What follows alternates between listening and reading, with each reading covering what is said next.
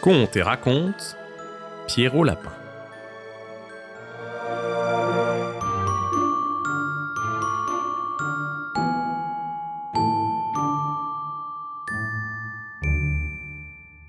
Il était une fois 4 petits lapins qui s'appelaient Flopsy, Mopsy, Quecoton et Pierrot.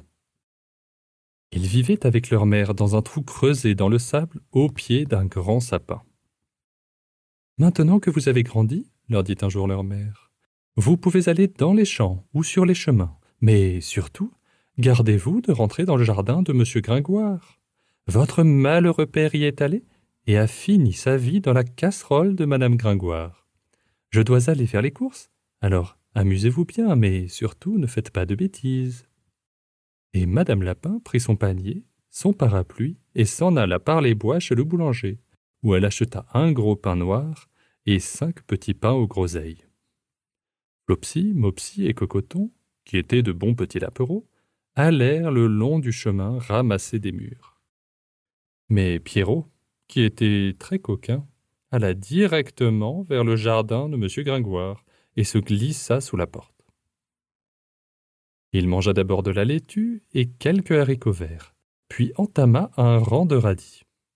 Et comme il se sentait un peu barbouillé, il alla grignoter quelques touffes de persil. Mais alors qu'il passait devant les concombres, qui rencontra-t-il au bout de la plate-bande ?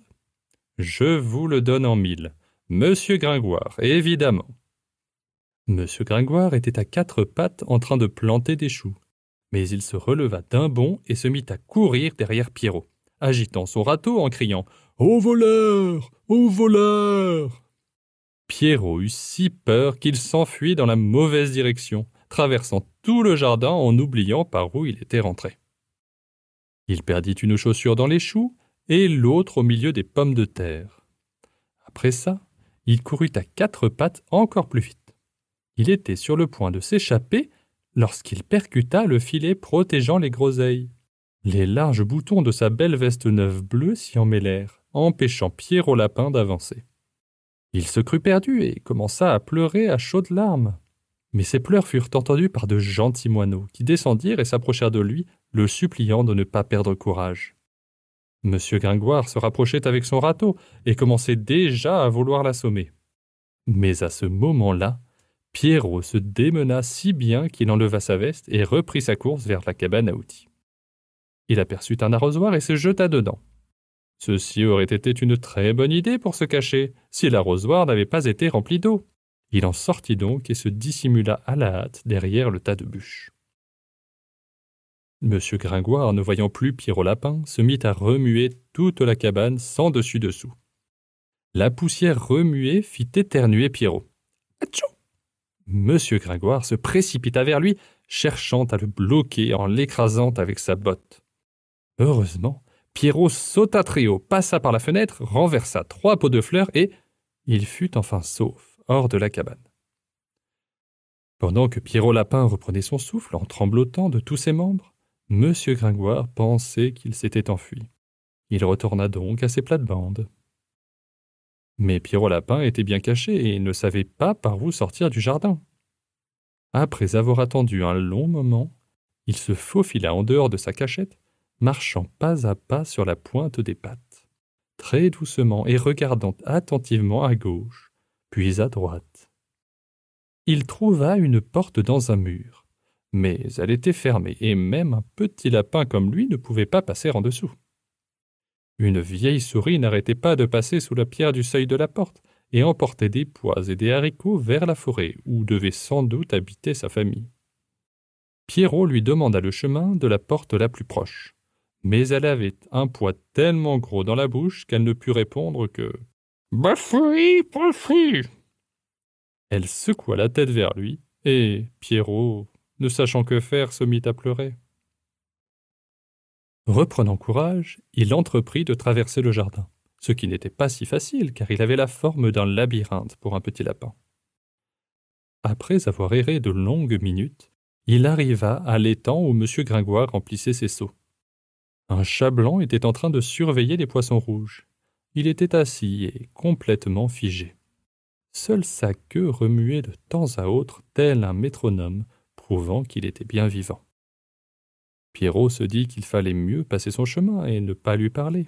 Il avait entendu dire par son cousin Grignotte que les chats n'étaient pas très fréquentables pour eux.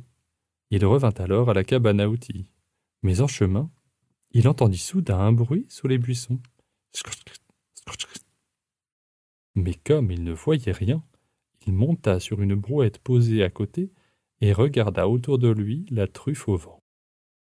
La première chose qu'il vit fut M. Gringoire sarclant ses oignons. Il tournait heureusement le dos à Pierrot. Mais derrière lui, il y avait une porte. Pierrot descendit alors très doucement de la brouette et commença à courir aussi vite qu'il put le long d'une allée droite, cachée par une bordure de buissons.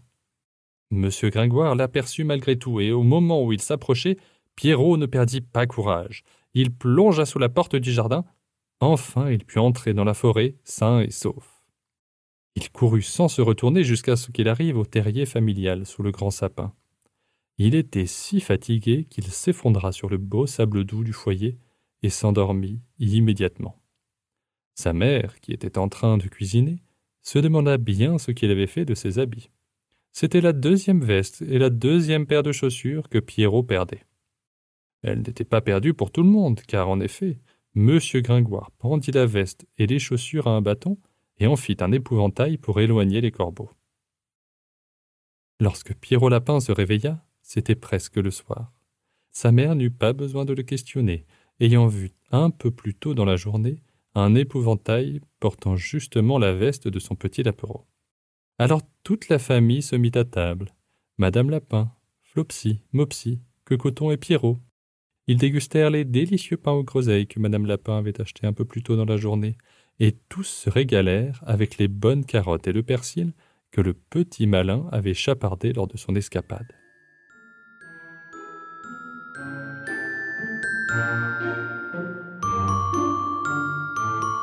Retrouvez Contes et Racontes sur YouTube et en podcast. Contes et Racontes, préparez votre enfant à la lecture. Des histoires sans illustration pour faire travailler son imagination et un vocabulaire soigné pour apprendre des mots chaque jour.